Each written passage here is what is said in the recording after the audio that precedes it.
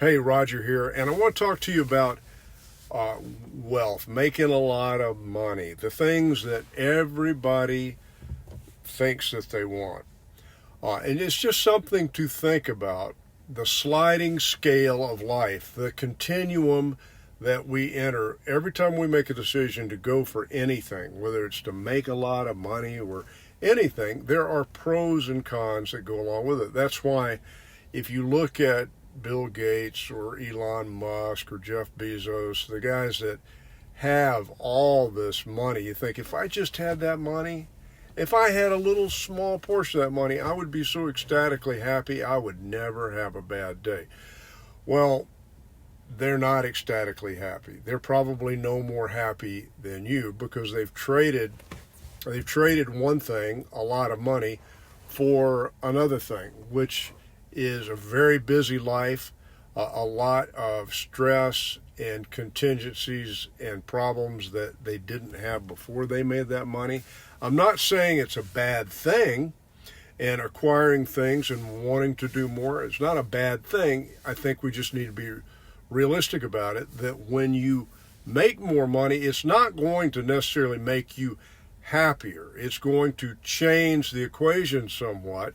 You're going to have more resources, and you're going to have more access to things, but it doesn't mean that you're going to be happier, because the entire mix is more complicated than that. There's stress, and there's challenges, and there's decisions that need to be made that add stress, and there's nothing really you can do about that. And I'm not saying it's a bad mix, but it's just something you have to realize. The things that we think we want, we think that's all there is to it. That if I get this money, that's it. That's the only complexity there, but it's just not the case.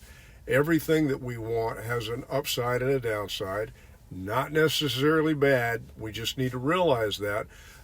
Having what we think we want, that one thing, brings with it a lot of other baggage, and it's not necessarily going to make us happier in general. We're trading in some money for some extra stress and some extra work, and maybe even working on weekends and holidays and things like that, just to consider. I don't mean to be a downer. I think wanting to acquire things and wanting to make more money, wanting to do more things and travel and are all good. We just have to be realistic about the full equation and the full impact, so that we realize what we're getting into, so that our expectations are not unmet. That we don't expect to have all of our problems solved when we get that one thing that we're after. Take care.